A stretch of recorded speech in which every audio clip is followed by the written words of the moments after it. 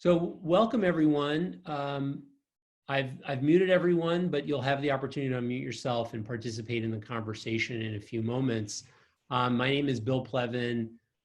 If I haven't met you, it's nice to sort of meet you in this context, in this forum. It's wonderful to have all of you. I want to begin by saying a little bit about why I'm motivated to talk about what we're going to talk about today.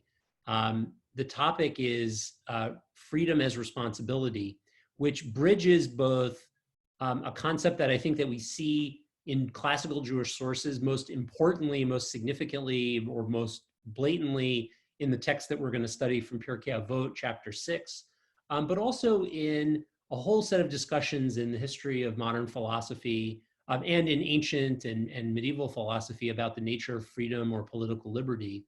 And I'm really interested in bridging those conversations, bridging the statement of Rabbi Yehoshua ben Levi in Pirkei Avot chapter 6 with a number of traditions and discussions in the history of Western thought, in particular around American political thought, particularly that of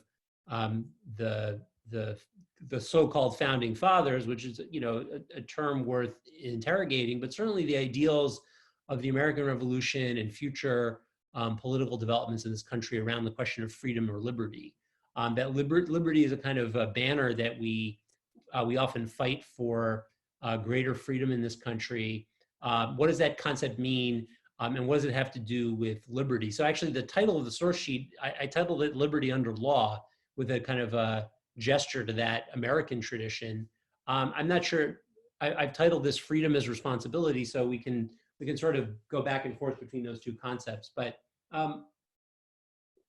what I'd like to do is begin by inviting each one of you, either through the chat or through unmuting yourself, to and sharing vocally, what is we think we mean by freedom. And I did a session on this a couple of weeks ago during Pesach on Kaplan and Heschel. If you were in that session, we did this as well, but you're welcome to, if you were in that session, I can't see who everybody is, but you're welcome to share some of those thoughts again. Actually, before we do that, you're welcome to start sharing in the chat. The other thing I should just mention is the reason we're studying this now in particular is because of Shavuot. And Shavuot, of course, the theme of Shavuot is revelation. But one of the things I love about this particular Mishnah from Pirkei Avot that we're going to study is that it draws a connection between the liberation of Pesach and the revelation of Shavuot.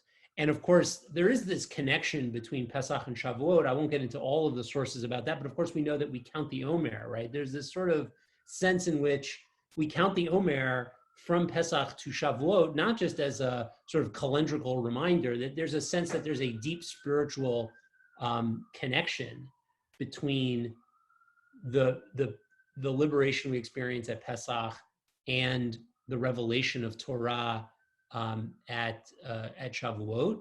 And I think that the passage in Pirkei Avot gets at that in a very, very, very direct way, a very helpful way. And that gives us an opportunity to reflect on the meaning of Shavuot as a completion of Pesach, as a completion of the freedom and the liberation of Pesach. And so understanding what the relationship is between observance of Torah, the commandments of Torah, and responsibility, taking responsibility through Torah, what does that have to do with liberation, with freedom, or the ideal of liberty, right? So if people want to begin, people may sort of chime in at the same time. I'll just try to referee. There aren't too many of us. But if you want to just unmute yourself and share a thought, what do you think we mean by freedom? What does freedom mean? How would you define freedom? Or you're welcome to share it in the chat. Other people can read it in the chat, and then I'll also read out some of the answers that we get in the chat. Someone want to go ahead? I just invite you to sort of unmute yourself. Or if you want to do the hand raising thing I can respond to that.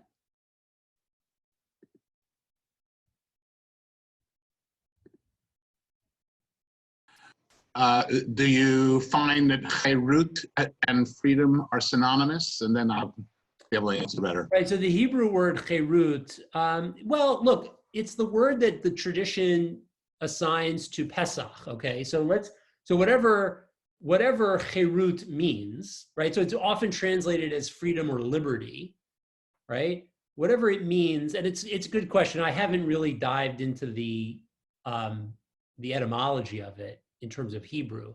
But so the term cherut is the term that's translated as freedom or liberty in the Mishnah that we're about to look at.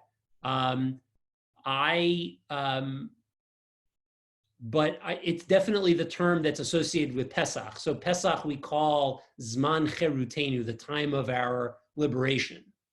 So does it mean freedom, or what kind of freedom does it mean? That's a good question. There are other words in Hebrew maybe that might also mean freedom, and maybe they mean something slightly different. But so it's at least, I guess I would say cherut is probably the Hebrew word I want to use because of the connotation or the association with Pesach, right? And that's the term that's used in the Mishnah that says that, we'll see, that connects that sense of liberty with the Torah, with the Ten Commandments in particular. Do you want to say more about that, Merrill?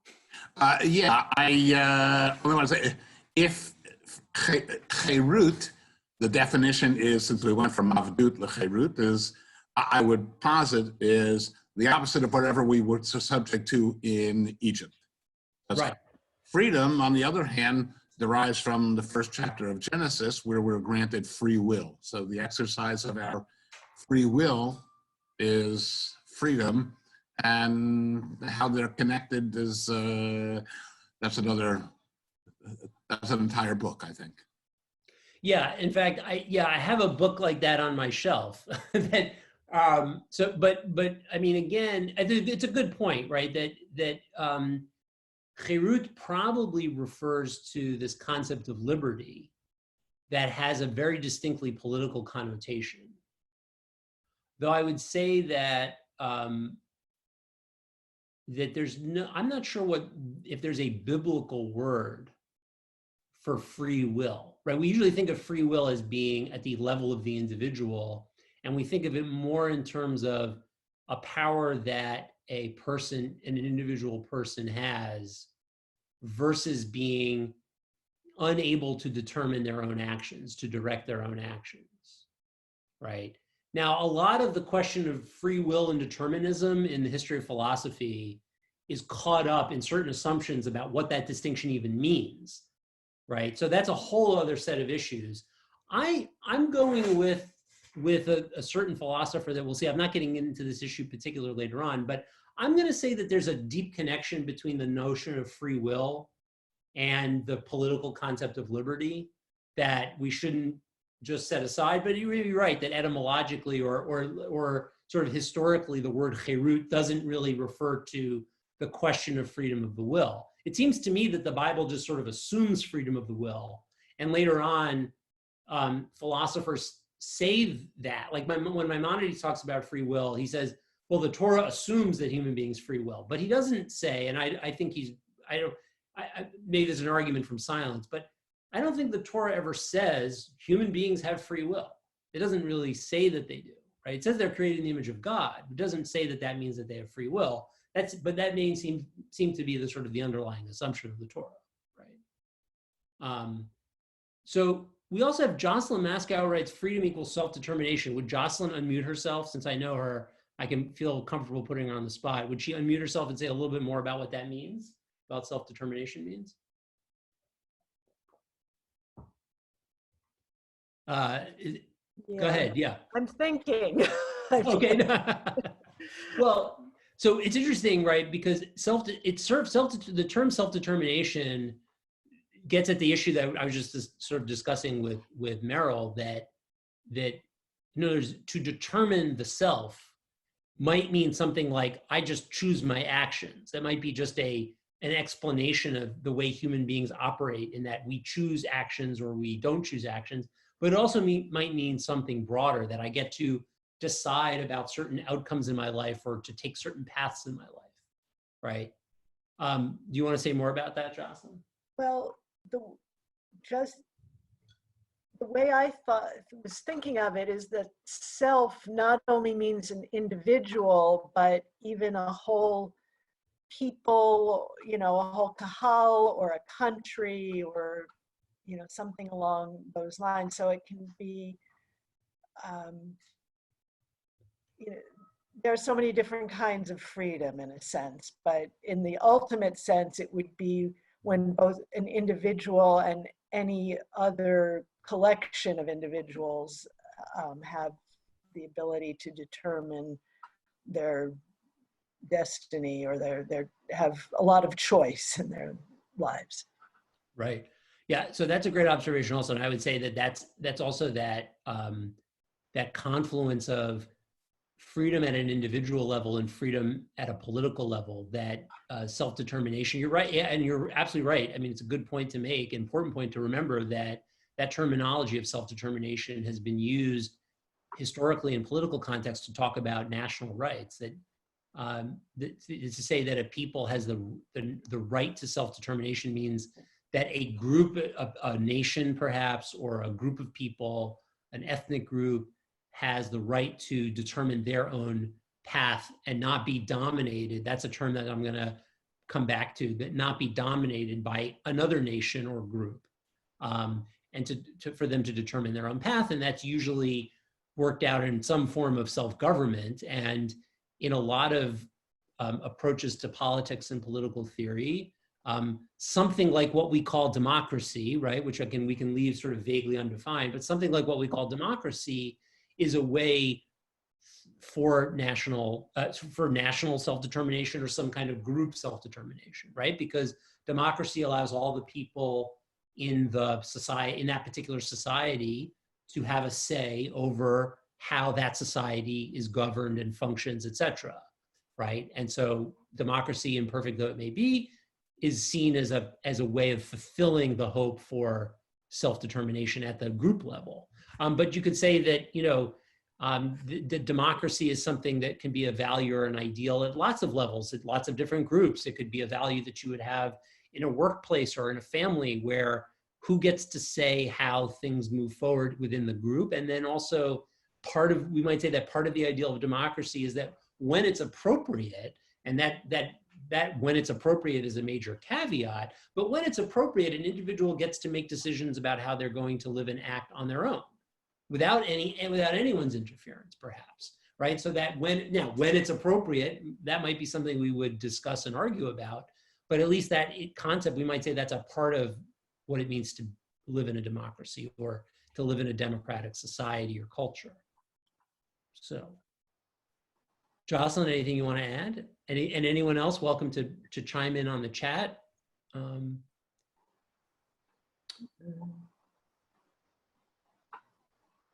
then if others want to unmute themselves and contribute. Okay. Adele had her hand up. Yeah. Adele. I was thinking about what we said, that freedom, Zaman Cherutenu, at Passover, we were freed from slavery.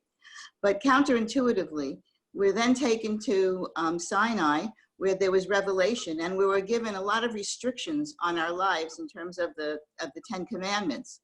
So we were freed from the slavery of Egypt to become, I think, there are some points in the Torah which says to become slaves to God. So therefore, I think from a Jewish point of view, perhaps freedom is limited by the restrictions that the Torah puts on us, and that we are free in some respects, but not free in other respects. So that is a great point, and it gets exactly to the heart of the question of what freedom means, right? Because if you read the Mishnah a certain way, the text that we're about to look at from Pirkei Avot, it might present a different conception of freedom than that. But I do want to acknowledge that there's this sort of tension in the Torah itself, because it does say, right? So Meryl mentioned this of going from avdut to cherut, meaning going from servitude. I'm just calling it servitude. Could call it slavery also, but slavery we think of in such a very particular form that it's actually narrows it. I think servitude actually broadens what we can do with that term morally and politically, in terms of understanding why avdut is a kind of evil, right? But moving from avdut to cherut, so is the story of Pesach moving from avdut to cherut? Or, as this one passage in the Torah says, God says, Israel is my avadim, right? And they're my servants, Right. right?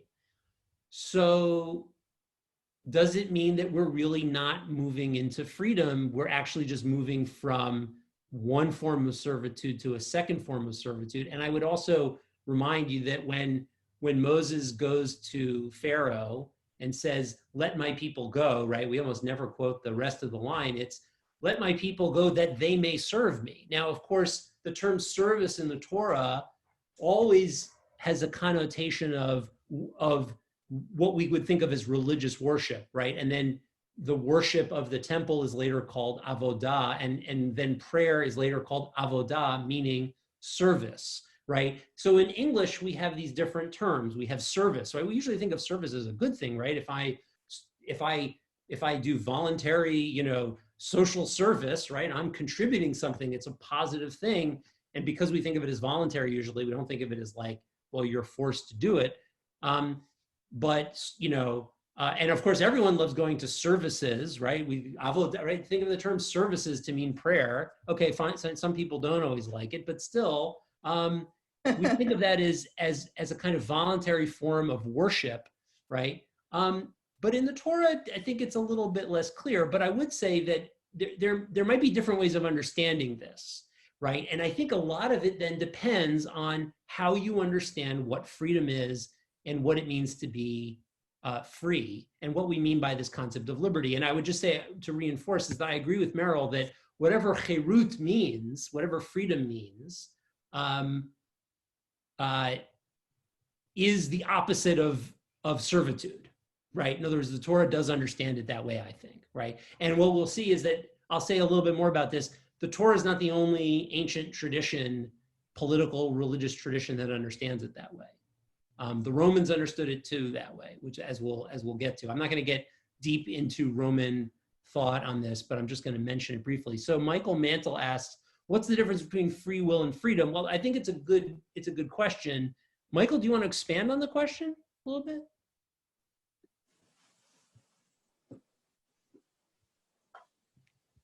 You'd have to, let's see.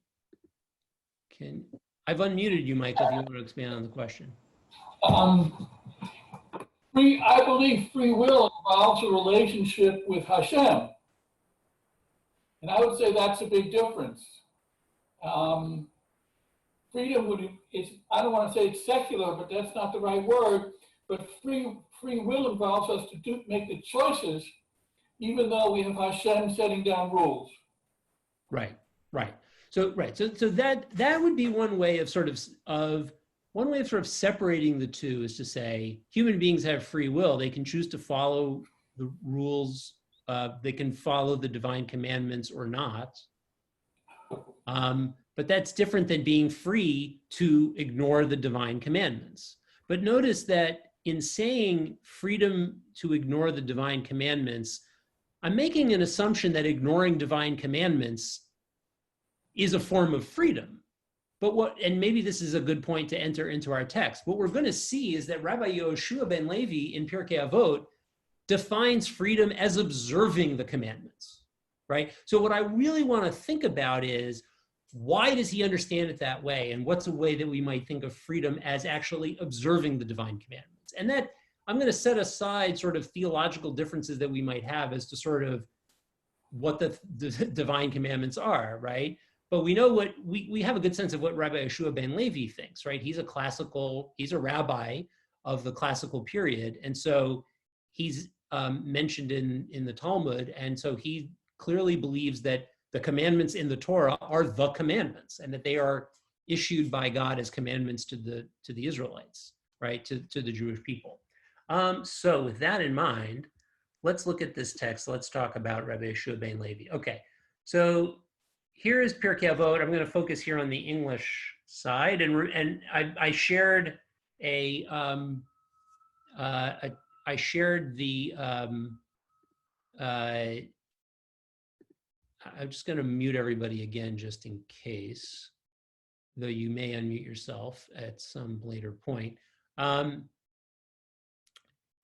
going to focus on the English here. So I just want to say a brief word to introduce this text, which is that Rabbi Yeshua ben Levi is a rabbi living in the land of Israel. He's actually an Amora. So the rabbis of the Mishnah are called the Tanaim. The rabbis of the Gemara, the second strand of the Talmud, are called Amoraim. Rabbi Yeshua ben Levi is an Amora. He's a very early Amora.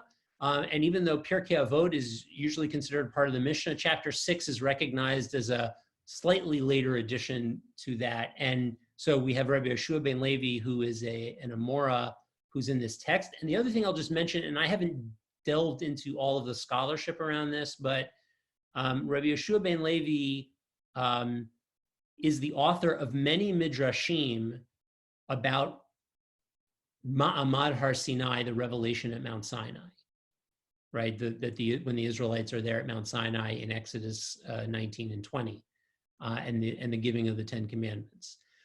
If you look around Shabbat, the Masechet Shabbat, the section of the Talmud that talks about Shabbat, page 88, A and B, there are a whole bunch of midrashim about Revelation, and Rabbi Yeshua ben Levi's name is on a lot of them, and a whole series of them.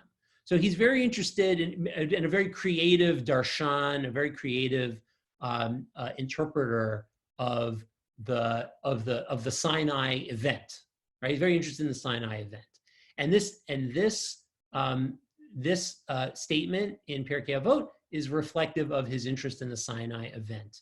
Right, it's less as a midrash goes, it's very short. Well, basically, we have 3 brief midrashim that are brought together. The second one is the one that is of particular interest to us, but I do want to give some consideration to the whole thing together. Right. So Rabbi Yehoshua ben Levi said, so here we are, Pirkei Avot 6:2. Rabbi Yeshua ben Levi said, every day a bat kol, a heavenly voice, goes forth from Mount Horeb, right, that's Mount Sinai, proclaiming and saying, woe unto humanity for their contempt towards the Torah. For whoever, okay, so I'm just going to pause right there, and he's going to offer like a biblical, a midrash about it.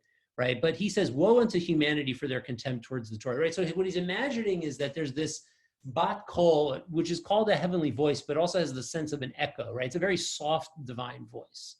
It's not the same thunderous divine voice that they heard at Sinai.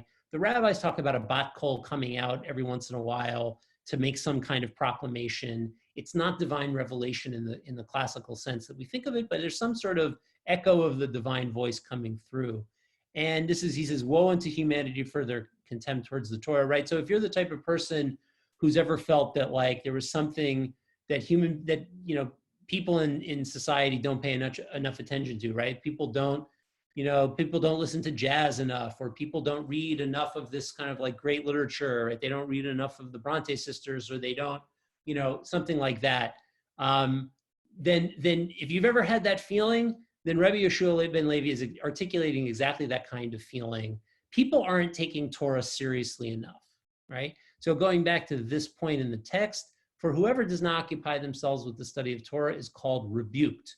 And then he brings a verse from Proverbs, like a gold ring in the snout of a pig is a beautiful woman bereft of sense. Okay, well, what is he doing there? Well, so he's taking the word, the gold ring, the snout of the pig, is basically sounds like the word rebuked, and he's making this connection. So he's saying that the beautiful woman here is this person who's bereft of sense, right, is sort of bereft of Torah, right, and they're like a gold ring in the snout of a pig. So it's a very negative thing of somebody who doesn't really have wisdom. And therefore he compares this to Torah. Okay. Someone made a comment in the chat. I will come back to that comment in a moment. The other, and then here comes the section that we're most interested. Whoops, I just switched my text here. I'm going to bring it back. Okay.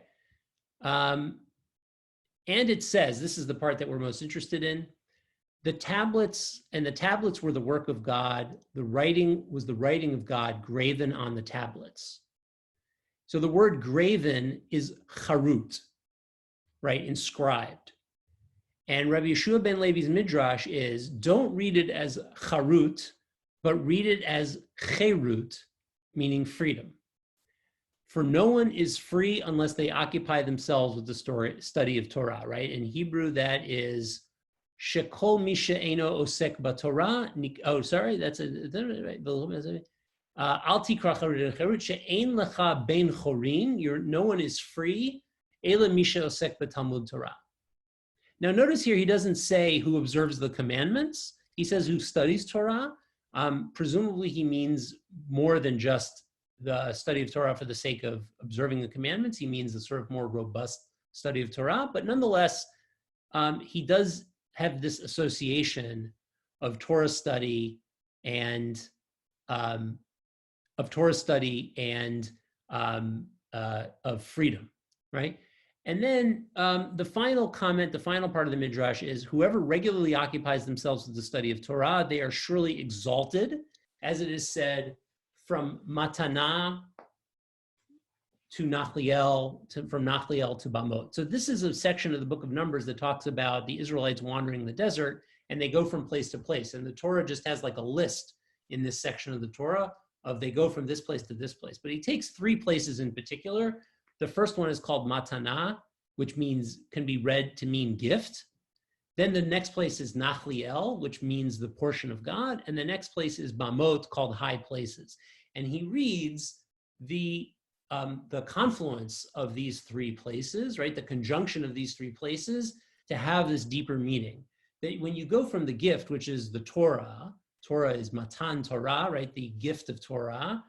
Then you go to Nachliel, which again symbolizes Torah, which is the portion of God, which I think also has the sense here of really entering in, right? It's not just a gift, but it becomes the portion that the portion of God that we inherit, that we really study the Torah and make it our own, actually, as that divine portion. And then we go to Bamot, which means the high places. And so his reading is that whoever studies themselves with whoever regularly occupies themselves with the study of Torah, they are exalted because they are lifted up into the high places, right?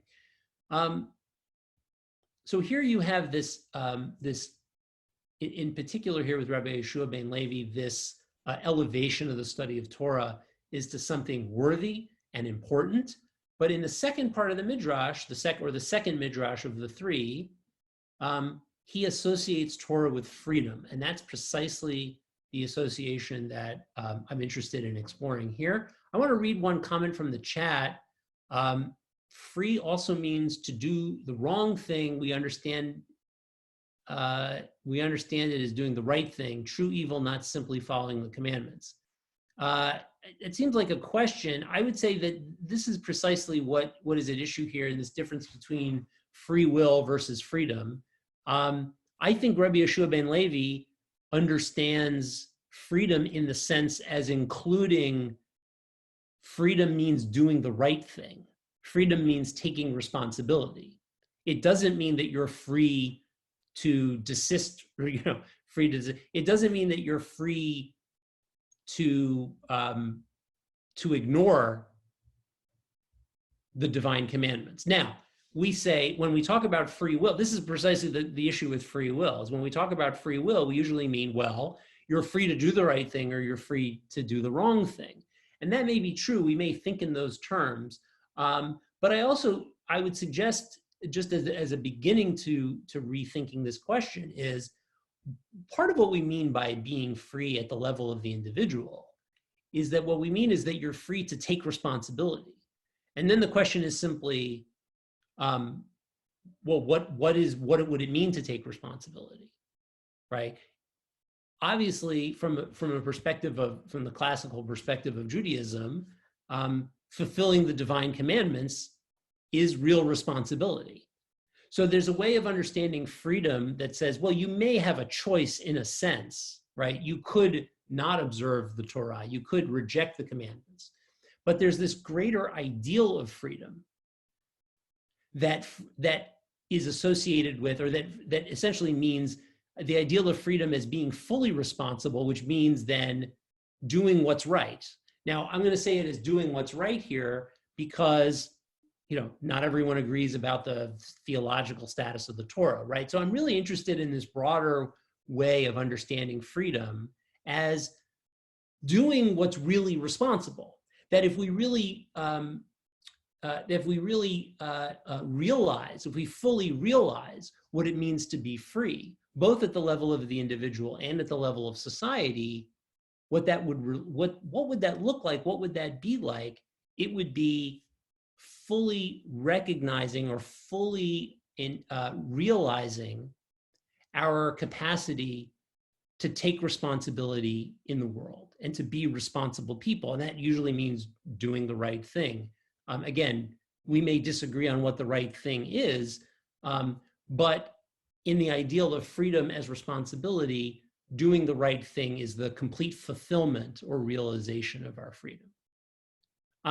I want to pause there just to give people an opportunity to ask questions, and you're welcome to use the chat in order to do that. Also, if you kind of want to raise your hand. I won't necessarily see your face literally raising your hand, but if you use the raising hand function, I don't know if that's actually on, but you can also just unmute yourself and chime in. We'll figure out, give everyone a chance to speak. Oops, I didn't mean to do that here. Okay. A little snafu there, but if any questions that anyone wants to ask, either use the chat or feel free to unmute yourself. Bill? Mm-hmm. Bill, so I mean, in regular daily life that we're all living through, we have these examples of freedom versus responsibility all the time, such as wearing or not wearing face masks, Right. Such as getting vaccinated for measles or not getting vaccinated for measles, Right. Gun control, we could go on, and these are like constantly. Now, maybe what you would say is, well, the responsibility doesn't give the answer to what's right and what's wrong, but these are examples where people say, well, I'm free, so I can do what I want, even though it harms others. Right. I think what might be helpful for me to introduce here is to say why there's a difference between why we want to be free at the sort of psychological level, the subjective psychological level, versus why we should be free, which I would term a kind of ethical question. Now, I'm using this as a distinction to help us understand different approaches to theories of freedom, which I'm going to unpack. But I just want to start with this point, right? If you imagine someone in a position of servitude, or someone who feels they're being dominated by another, either by a particular person or by a society or by a structure of rules or something, and they say, I'm being dominated, I'm being restricted in my freedom, right? What they might say about why they want to be free is because they want to make their own decisions. They want to make decisions for themselves. But we might also say that the reason that it's morally justified for them to have that kind of freedom is because we think that they're capable of being responsible. And in being capable of being responsible, they're capable of doing the right thing. Now, we live in a society where we sort of have this built-in sort of social ethos and political ethos where we say there are certain things that are not restricted by the law that a lot of people recognize as immoral, right?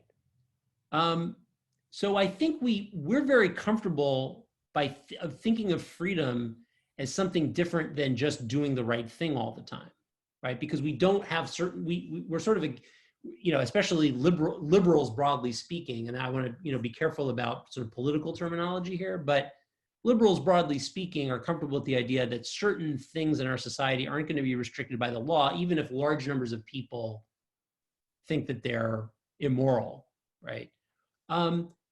But that in and of itself, I think, raises some interesting questions about the way we think about what freedom is, because it might be that what we really think, right, and this might be a different way of thinking about it, is that the state, whether it's our local governments or our national government or the state government, are simply the improper mechanism of enforcement of certain kinds of certain kinds of moral infractions, right? In other words, I guess what I'm saying is that I don't think it's really incompatible to think about freedom as meaning responsibility when in a democratic society that has that kind of structure. Because actually I think in the end, what we might be really committed to is simply the idea that we do want people to be responsible and to do the right thing and to be moral or to be ethical. We just don't necessarily think that the federal government should be doing something about it. And we have arguments in our society over sort of what the proper role of government is in deciding these sorts of or making regulations about these sorts of things, right? But that might be different than the question of what we mean by freedom. Does that make sense? Sure. Yes. Okay. So, and what I would say then is that, and this is going to bring, did anyone else want to chime in with a question or a comment either about that or about in another direction? Bill, this is Bob. Hey, Bob. I could argue that Rabbi Yehoshua ben Levi's definition of freedom is not freedom at all, because he is basically telling us, how to exercise your, quote, freedom. Right. And I could argue that Torah study is one way, volunteering at a soup kitchen is another way, Right. becoming an emergency medical person is another way to save lives. And so it seems to me that he is limiting very significantly the whole concept of freedom. Oh, okay, good. So this is a helpful place to maybe make a distinction between what I'll call a theory of freedom and the content of freedom. So what interests me here is what Rabbi Yehoshua ben Levi is saying is he understands freedom here as being responsible in the world. But you're right that we might understand the shape of that responsibility differently, right? He clearly understands it in terms of the life of Torah study and observance of Torah as well. We might understand it in a different sort of way. I mean, I would personally argue that the other things that you listed are not sort of inconsistent with Torah study. I mean, whether he would have thought that or not is, sort of a matter of interpreting an ancient rabbi who's not here to speak for himself. But I would say that what interests me here, what I kind of want to move towards is this more theoretical question, right? Because in all of the examples you gave, Bob, if you understand all of those things as, well, I'm free to live my life my way. I want to be an EMT, for example, right? That's one way of understanding it. But another way of understanding it on a theoretical level is freedom means being responsible in the world towards other people in the context of a community in which we live or some sort of society in which we live. And there might be different ways of doing that, right? So we need some EMTs. The people who are good at doing that should do that. We need other people to be accountants. Actually we do need people who are good at accounting in our society. And so we want to have some of those people as well. but they're all doing some, and here again, interestingly, right, they're exercising their freedom through service to others. So this idea of freedom as actually service being a form of freedom, we come back to that thing of, well, who are we serving or what are we serving, right? And so there's a kind of complexity about this, right? That freedom might actually be service, but the question is what kind of service? That slavery, as we normally think about it, or servitude, where we're being dominated, is an improper form of service, or immoral, right? We are dominated in an immoral sort of way, as opposed to perhaps serving society in a free sort of way. Now, I do think you're right that, or anyone would be right to say that having a choice to choose sort of the path to do that is important. But I would say is that, we might also say that in choosing some path to serve others, or in choosing some path to do the right thing, you're not completely exempt, though, from doing something positive in the world or doing something moral in the world. You don't really have a choice to be self-centered. You don't have a choice to be selfish. Or you have the choice to act that way, but that's not really freedom. And that's really the argument here that I'm interested in, is the way of thinking about freedom that says that real freedom isn't choosing to be self-centered, selfish, and only doing for oneself, right? Or freedom isn't fulfilled in acting in immoral ways that would harm or dominate others, right? So with that in mind, I want to move to some of these contemporary thinkers. Now, and as we're going, you're welcome to enter some things into the chat here, right? So this is Philip Pettit, is a political philosopher, is at Princeton. And this is from a book he wrote. I'm trying to remember the date of the book. I think it's 1999. So the book's about over 20 years old now.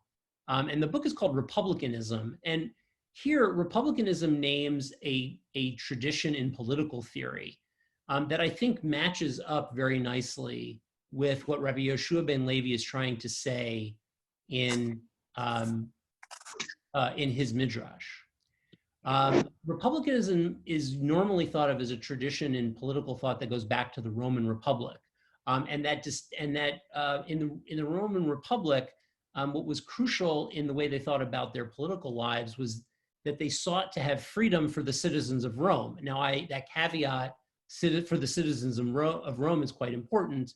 The citizens of Rome who advocated for their own freedom thought very little of having slaves. They had no problem having slaves who were non-Romans or people who were deemed inappropriate to have the full freedoms of citizenship. But when they thought about their citizenship, they thought about it in terms of the tradition of republican liberty, that is, being in a position of freedom and not being under a position of servitude or domination.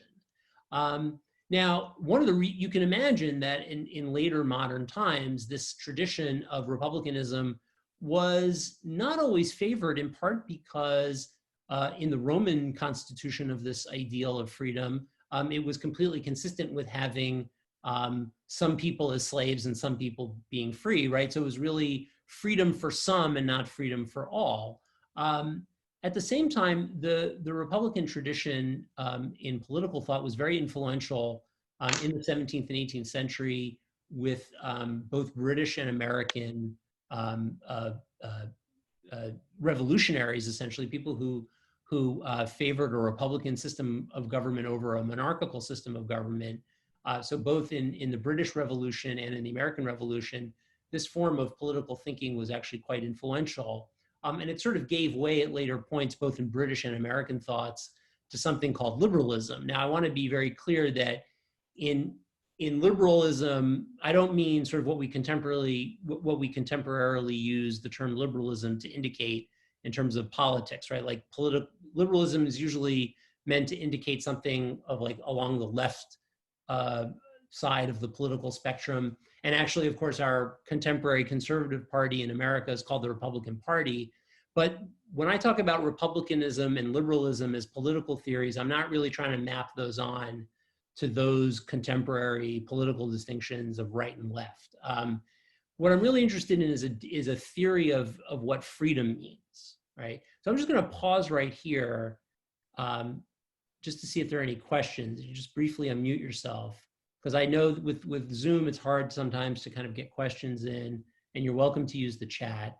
And if there's nothing, I'm just going to go ahead and talk for a bit about liberalism and republicanism, and then we'll read the Pettit quote. And then I'll try to make a connection to Rabbi Yehoshua ben Levi.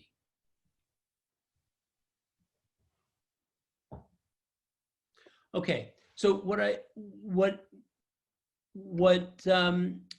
remember when I made the distinction before between why we want to be free and why we think it's morally acceptable to be free, or what's the ethical justification for freedom? If we think about why we want to be free, right? We want to be free because we want to have choice. And I would understand, and I think that the best way to understand the liberal approach to freedom is precisely that the liberal approach to freedom understands freedom as not being constrained. And so in the liberal conception of freedom, I'm only free if I am lacking, I'm only fully free when I lack constraint. But then liberal theory goes on to say, but of course we can't really have that kind of freedom. We can't have everybody restrained. We need to have laws as a society in order to have a well-governed society, in order to be able to have social and political justice. So what liberal theory does is it posits an idea of freedom as being unrestrained in my activities and behavior. And then it says that we sort of have to give up some liberty in order to get the good of law. So it understands living under law as being a compromise of freedom. So if I live in a society of laws, I'm compromising my freedom. Whereas republicanism does something different. Republicanism posits that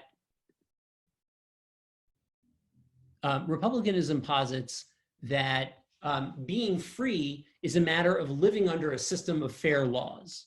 Okay, so this is the quote from Philip Pettit. He says, "Being unfree does not consist in being restrained," and is my note as liberal theorists hold. "On the contrary, the restraint of a fair system of law, a non-arbitrary regime, does not make you unfree. Being unfree consists rather in being subject to arbitrary sway, being subject to the potential capricious will or the potentially idiosyncratic judgment of another. Freedom involves emancipation from any such subordination, liberation from any such dependency. It requires the capacity to stand eye to eye with your fellow citizens in a shared awareness that none of you has a power of arbitrary interference over another." Okay, so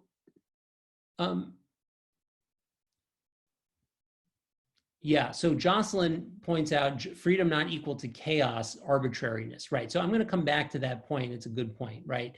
And I think what Pettit is saying here is that in this ideal of freedom, the way to have freedom is actually to have a system of laws that we fully identify with, that we observe. And in a democratic society, because we have the opportunity to contest the laws, to shape the laws, and to shape them and to contest them, to say that to stand up against them, even though our fellow citizens may agree with the current laws, that we have the capacity to speak up against them, means that we're fully actualizing our freedom, right? But notice then that what it means is that having those laws is not a compromise with freedom; it's the fulfillment of freedom. And so the way I see it is that what the Republican tradition argues is very similar to what Rabbi Yehoshua ben Levi is saying, right? Because what Rabbi Yehoshua ben Levi is saying is that having norms, having commandments from God, is the fulfillment of freedom, not the sacrifice of freedom, right? And so, and what that means is that the real completion of the liberation from Egypt comes not from having just free choice to do whatever we will, right? To be either under the sway of our own capricious will, where we can just do whatever we want, or to have somebody else lording over us, right? Or let me put it this way. The movement away from slavery is not just moving away from someone else's capricious will so that my capricious will can take hold.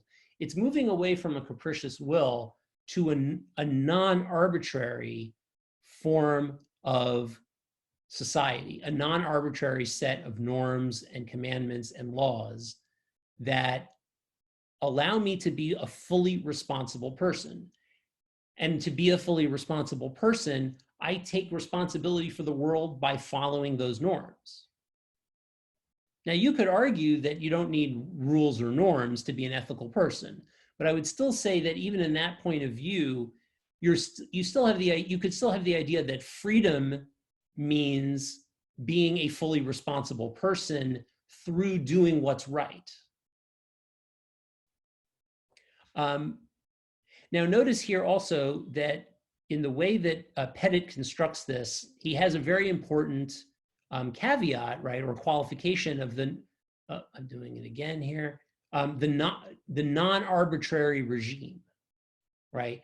Now, for Pettit is not a religious thinker. For him, the non-arbitrary regime is a democratic regime where people, all the citizens of the country, have the right to contest the current system of law, right? That's essentially, from his point of view, that's the best you can do for non-arbitrary. I would argue that from the point of view of classical Judaism, assuming here that Rabbi Yehoshua ben Levi really represents an important voice in the rabbinic way of understanding, or the Talmudic way of understanding revelation and freedom, the non-arbitrary regime from the standpoint of Rabbi Yehoshua ben Levi is God. Okay, so going back to, it was Adele who said it before, well, what about going from servitude to Pharaoh to service to God, right? Isn't that just moving from servitude to service, or servitude to servitude? And I would say that the reason that Rabbi Yehoshua ben Levi thinks of that as consistent with freedom is because being under service to God is non-arbitrary, right? Now, obviously, if you don't accept that certain way of thinking that's in the classical rabbis and the Talmud, you wouldn't necessarily accept that way. But I would argue that just as an ideal within Judaism, that we observe, whether they be moral laws or ritual laws, as divine commandments, means that we're committed to observing the commandments as a non-arbitrary regime, in exactly the sense that Pettit means it, right? And it's non-arbitrary because it doesn't just serve you're not doing it because Bill Plevan told you to do it. You're not doing it because someone else told you to do it. And you're not you're not doing it because Bill Plevan gets some benefit out of it or somebody else gets some benefit out of it. You're doing it because it's intrinsically the right thing to do. And when you're doing it because it's the intrinsically right thing to do, you're exercising the fullness of your freedom, or you're fulfilling the full meaning of freedom. And that's at the political level, and I would say also on the interpersonal level and the sort of the level of personal relationships, what it means to be free. That is, when you're in personal relationships as well, you develop a connection with a person. If that person is trying to have you do things for their benefit or for their sake, or because they have a desire to control you, then that might be a condition of subordination or domination, in which I, being in that relationship, don't feel free. But if you're in a relationship where, as it says here, as you stand eye to eye with that person, and you're sharing in responsibility and sharing in power in the relationship, then you're in a condition of freedom, even if part of freedom means that you have a a sense of responsibility to that person. In other words, if you're in a relationship that has rules, right, and we have all sorts of interpersonal relationships that have rules, right, about how we're supposed to treat each other in the relationship, having those rules in the relationship under this way of thinking isn't a sacrifice of freedom. It's the fulfillment of freedom. All right, so I want to invite questions or comments at this point. But again, I think if this way of thinking about freedom has some value to it, I think it's that it goes back to what we were talking about at the beginning. It was Merrill who made this point, right? That freedom is the opposite of servitude, right? But again, freedom being the opposite of servitude means not just that I can do whatever I want, but that freedom is really fulfilled through some kind of structure. And that's a Jocelyn's comment here, right?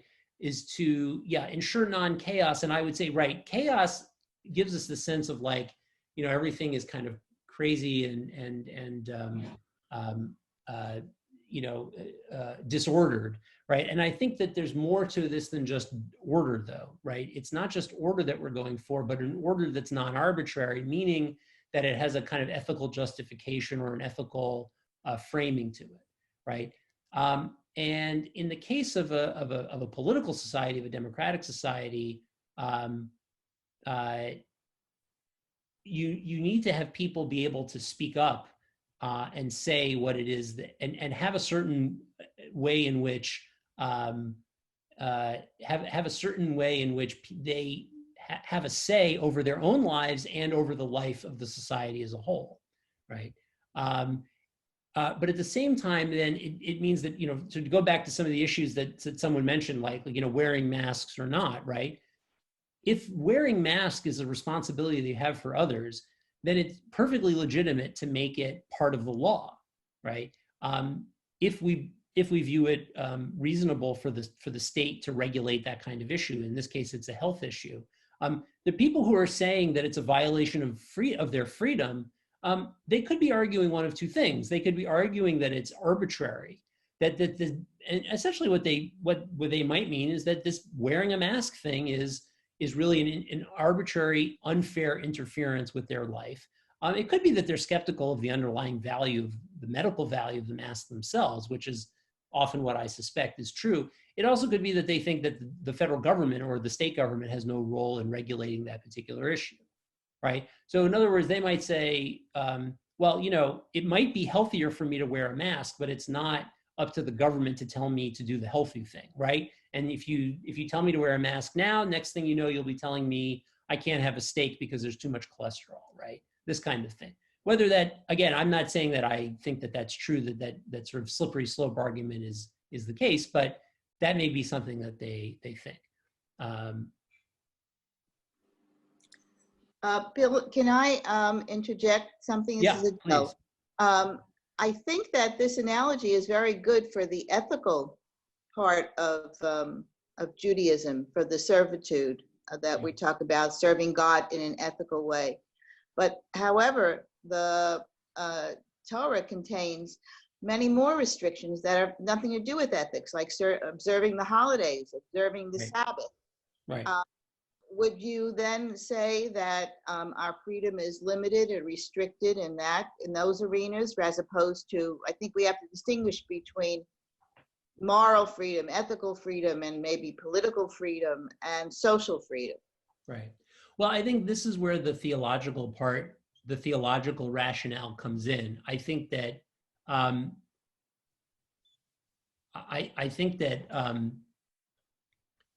if we take the phrase that appears in Haglund, in Pettit, I'm going to go back up to Pettit. I want to read the Haglund in a moment, but if we take the phrase that comes in Pettit of non-arbitrary, then if God is issuing the commandment to say to keep kosher or to put on tefillin on a daily basis, right? Then it's non-arbitrary, because and this now gets into sort of theological questions like, well, we may not understand why God commands it, but it's being commanded is the case. And because we assume that God is not arbitrary in issuing such commandments, then there's no reason to think it's a restriction on freedom as such, right? So I think it's really the carryover of that non-arbitrary aspect of it. I would say that then it gets into this question of why do we have the ritual commandments in the first place, right? And in fact, there's this whole tradition of what's called ta'amei mitzvot, the reasons for the commandments in Jewish literature and Jewish thought. And the purpose of ta'amei mitzvot is to really get at the rationale of the commandments. And I would say that this is in some way is a way for Jewish thinkers to identify with the purpose of those commandments, precisely because they see them as a fulfillment of freedom. In other words, or a freedom as responsibility. That is, there's some telos, there's some purpose, right? There's some value to observing Shabbat that may be theological, it may be pedagogical, it may have some other pedagogical meaning. Just observing some of these ritual commandments reminds us of important values. It reminds us to be grateful to God, right? A lot of the holidays are about gratitude to God for moments of historical triumph and historical redemption. And that, from that point of view, for example, if I just said, having the appropriate level of gratitude to God for God's historical interventions on behalf of the Jewish people is itself a good, and therefore having a rule that says that we should celebrate these holidays together as a community at an appointed time is a non-arbitrary rule, because it instills this kind of goodness of people expressing their gratitude to God. And so all of the rituals that are associated with some of these holidays all are sort of to that purpose, right? I think it's a perfectly fair way of understanding that. You can also understand why, Jews have different attitudes about those rituals, because maybe they do think of them as non-arbitrary, right? And so the distinction between ethics and ritual has been a challenging one over the centuries, right? I mean, a lot of modern Jews identify very strongly with Jewish ethics, but have less interest in Jewish ritual. But I would argue that they may view it as an interference of their freedom, but I think putatively, the rabbinic tradition understands the rituals to be just as much a part of the freedom as responsibility as the ethical part. Does that make sense? Yeah. Yeah. Okay. I don't want to go all the way to 4. I think this was scheduled till 4:30. I didn't necessarily want to go all the way to 4:30, but I do want to read this this passage from a recent book called This Life. The book was published last year. And here, this is actually a thinker who's not a religious thinker, but he's interested in kind of spiritual approaches to freedom and to a meaningful life.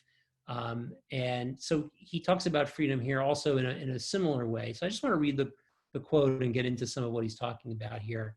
To be free, I argued, is not to be sovereign or liberated from all constraints. Rather, we are free because we are able to ask ourselves what we ought to do with our time.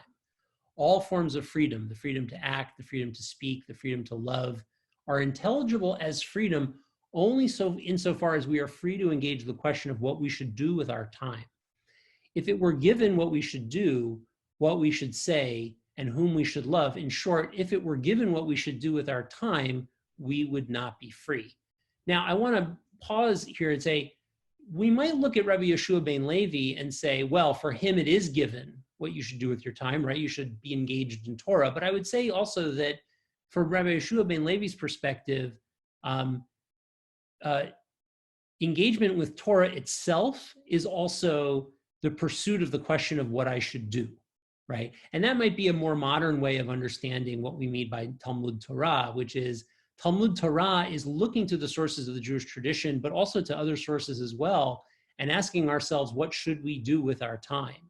And that through the process of contemplation, right? And this is the other part of this as well, which is that Talmud Torah isn't just, well, you study a rule or a norm and you just perform it. It's also a meditation. It's also a reflection. It's also an exploration of how to understand the commandments of the Torah and how to also understand the ethical meaning behind the other stories in the Torah and what they teach us about how to live as a full human life. And I think it's possible to understand Talmud Torah in that sense as mapping onto what Hagelin says, that is the process of reflecting on what it means to live the best kind of life is itself a form of freedom. And I just want to continue with this passage, right? The ability to ask this question, the question of what we ought to do with our time, is the basic condition for what I call spiritual freedom. To lead a free spiritual life rather than a life determined merely by natural instincts, I must be responsible for what I do. This is not to say that I am free from natural and social constraints. I did not choose to be born with the limitations and abilities I happen to have. Moreover, I had no control over who took care of me, what they did to me and for me. My family and the larger historical context into which I was born shaped me before I could do anything about it. Likewise, social norms continue to inform who I can take myself to be and what I can do with my life. Without social norms, norms I did not invent on my own and that shape the world in which I find myself, I have no understanding of who to be or what to do. Nevertheless, I am responsible for upholding, challenging, and transforming these norms. I am not merely causally determined by nature or norms, but act in light of norms that I challenge and transform. This is what it means to have a spiritual life. Okay. So I want to go back to where we began at the beginning, which is that the question came up of sort of the difference between free will and political freedom. I would say that the idea of free will, of being able to choose our actions one way or the other, is an important basic concept. But it's really just a way of beginning to talk about what freedom really means. And it's really that sense of freedom as the opposite of servitude. In servitude, another person dominates us. That's why servitude or domination is a form of evil. It's a moral evil. When other people control our lives, when other people determine the course of our lives. The subjective reason for wanting to be free might be to do whatever we choose, but I think we all recognize that there's really no such thing as a good life or a good society that's just built on people following their individual whims, right? Now, we may want to structure society in a way where we recognize plurality or pluralism in the kinds of choices that people make with their lives or the kinds of values that people hold. And that's something that we do in our liberal democratic society, is we leave a lot of choices to individual people. But at the end of the day, I think the ideal is that we come to a sense of freedom by living a life that's in responsibility, that really the choice to be selfish or the choice to live only according to my whim, my current whim, is not really freedom. That's a failure to fully live up to the ideal of freedom. And that's really what this ideal of freedom as responsibility appeals to, is that what it really means to be free is to be able to determine various things about one's own course of life, but with a sense of responsibility, right? And so on the social and political level, and I would say also at the interpersonal relationship level, that means a kind of insofar as we have norms in our life that guide us or structure our life, or rules that we have to follow or laws that we have to follow, the ideals are those for those laws to be, or those norms to be, non-arbitrary. That is, they don't represent one person's imposition over another person's. And that can be fulfilled either in a more classical theological way by having those laws come from a loving, just God, or they could be, in a more modern democratic sense, they could come from having a system that allows people to contest those norms, right? But there's also that spiritual aspect of it as well, and that's the part that I kind of want to leave us with going into Shavuot, which is just the very process of asking the question of how should I live my life is a part of that freedom, right? Being able to ask that question and being able to explore what it means to live a life of freedom is itself a crucial part of freedom. And that's why I think that Talmud Torah is really what Rabbi Yehoshua ben Levi is dealing with here. That is, in order to, and of course on Shavuot, we're used to sort of studying Torah as a kind of celebratory activity to celebrate the gift of Torah. that the Talmud Torah is really this process of the unfolding of freedom, the process of reflecting on the kinds of norms that we wish to follow. Insofar as we view the norms of our tradition as divine commandments, we might find it that there's no way we would want to challenge them ultimately, but we might want to understand them in different sorts of ways.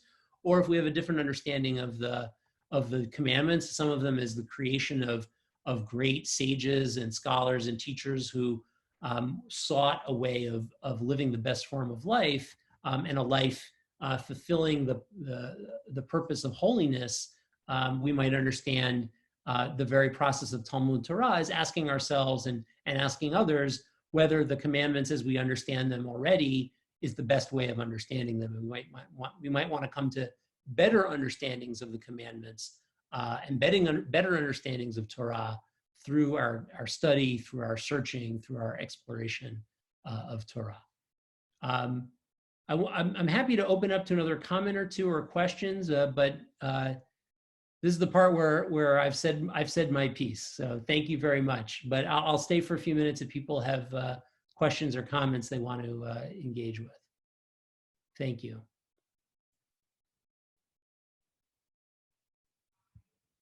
I'll keep the text up, and if you want to focus on something, yeah. Someone unmuted themselves, so.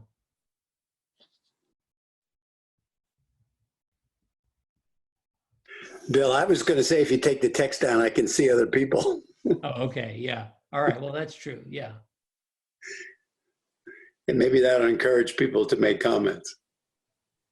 Yeah. And Merrill's trying to talk, but he's muted. Merrill, if you're trying to talk, I can't hear you. You're on mute. Okay. It's supposed to work on a space bar, but it doesn't. I put it in the chat, and I don't know if there's a resident Hebrew grammarian here, but I think there's an important mistranslation or significant mistranslation in that the translation as far as says, whoever regularly occupies himself with the study of Torah, he is surely exalted.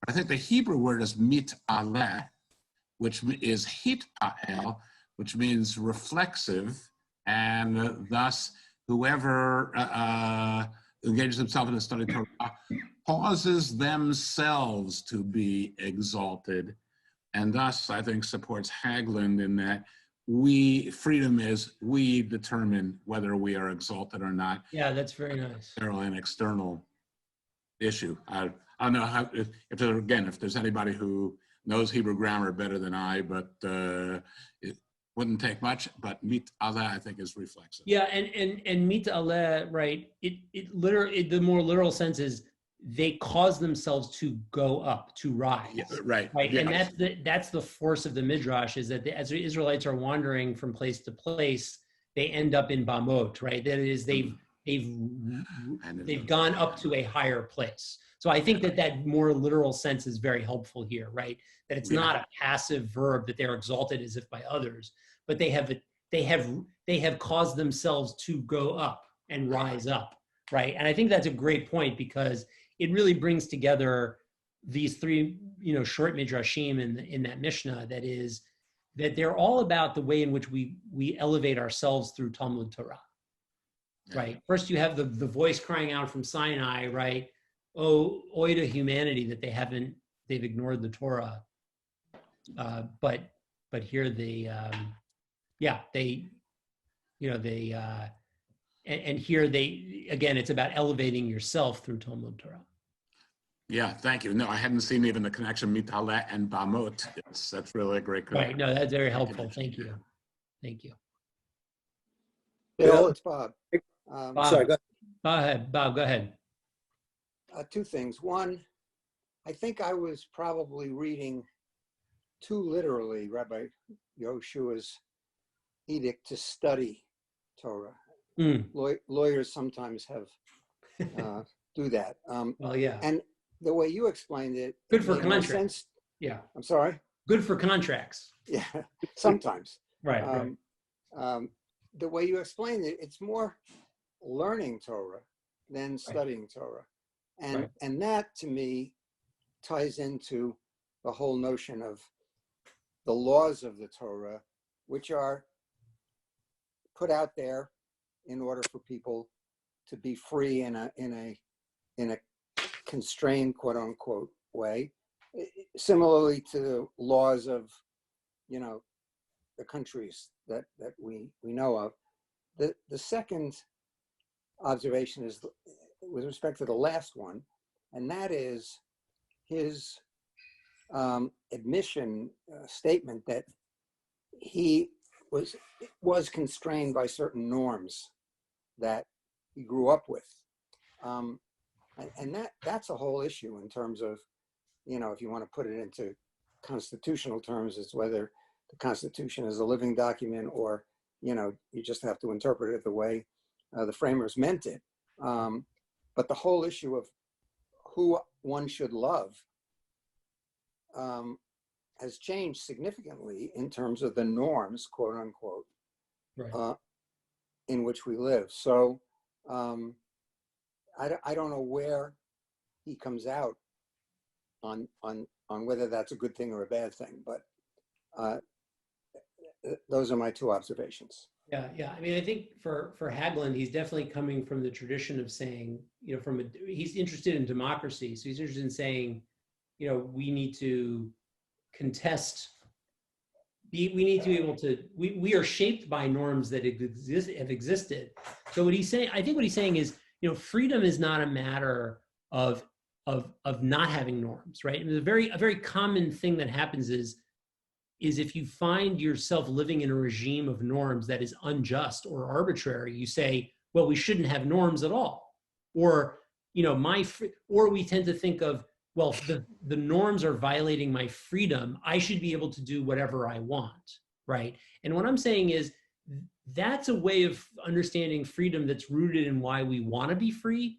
But the reason that it's justified to be free, or the reason that the call for freedom is morally justified, is because we're fundamentally saying that there's a different way to live in the world in a responsible way. So in other words, if we move from norm A to norm B, right, we're saying that norm A was unjust and norm B was just, right? But that the justice of norm B is actually a justification for the rejection of norm A.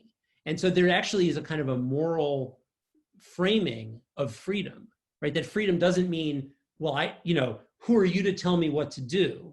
Well, that there's a discussion. Maybe there is some reason I should live under these norms, right? Maybe I should wear a mask, to use the other example, right? But in other words, to be free then isn't to reject norms. It's to live under the right sort of norms, and that's really what's at issue. And it's a very different way of thinking about freedom that we don't, I think it's sort of been, I think both Hagelin and Pettit are saying, liberal conceptions of freedom have, again, meaning political liberalism as a theory, right, have obscured that different way of thinking about freedom. And that this might be a better way of sort of talking about politics and ethics in modern societies. So, thank you. Ken? Did you want? No, Adele has her hand up. Adele, you have to unmute yourself though. Yeah. I was thinking about the Maitland. Is that, we don't have the source on the camera anymore. Yeah. Okay. I was thinking about Maitland. Since I'm always been time challenged my whole life, the idea that freedom is the freedom. What should we do? What if we were given? What should we do with our time? If we were told what should we do with our time, which is what a slave does not have time to be free. He's told what he has to do every minute of the day. A prisoner similarly, so he would not be free. And so freedom is basically what to do with our time. I'm not going to go into what this coronavirus has told me how I am using my time, but that's a different issue. But I'm thinking about when the Torah says, "Hachodesh hazeh lechem rosh chodashim," that you set the calendar and you are not you may have the restraints of the holidays and how you celebrate the holidays, but in terms of the time of when when you choose, you set the calendar. That means that you set your time, the times of the year. And so that being the ultimate freedom seems to go hand in hand with what Haglund is saying. Yeah, that's great. And actually it connects exactly back to the question you asked before, because, right, I think in the Torah, in ancient Israel, both the holidays and the what we think of as the ritual commandments really are all focused on the temple and the temple, right? The avodah, we call it, again, service. Sacrifices, avodah, yeah. right? In the, the sacrifices in the temple. And yes, I think that it's important to remember that in the ancient world, you're exactly right, that, and actually you can think of the temple is space, and the holidays, Shabbat, and the other holidays are the Time. we're looking for, the nexus of time, right? Or the time area, and you're right that at the moment in which the Israelites are freed, they are given the capacity to control the calendar. Now, it's a divinely ordained calendar as well, right? And again, the point is that they're not just choosing the calendar on their whim, is they're using the calendar that represents the non-arbitrary source of their freedom, which is God, who is God, right? And that their service in the temple, right, is also a symbol of freedom, right? Basically, to be a free society in the ancient world was to have your own temple, was to have your own God. It really is much more this Republican notion of freedom, right? That if you could worship your own God, you were free from the domination of others, right? Now, and of course, in the ancient world, they understand their gods in a very local fashion, right? Which is very different for the Israelites, right? But the basic structure of that ancient way of thinking is really there.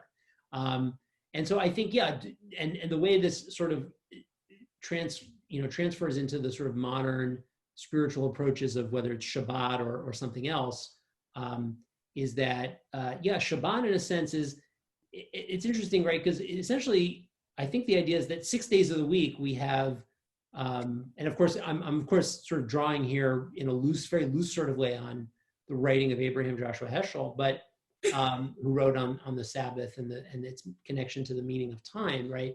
Is that 6 days of the week we pursue our activities in the world, and on the seventh day we look at our activities in the world through the prism of God's purpose for the world and for humanity, and moving the world towards redemption. But the purpose of that is not to sort of say like, well, we lose our freedom to God. It's that we fulfill our freedom by directing our work in the world, the 6 days of the week, towards something higher than ourselves, right? And in a sense, Shabbat answers the question, what should we do with our time? How do we structure our time? Right. So again, it's more traditionalist in the sense that it kind of, the tradition gives us an answer. But the idea that that's the issue of spiritual freedom is related to what we should do with our time, I think holds both for the Jewish tradition and for what Haglund is saying. Thank you. Yeah, thank you. All right, wonderful, everyone. Thank you so much. Seems like a good place to end. And feel free to be in touch with me and ask me questions if you have them. So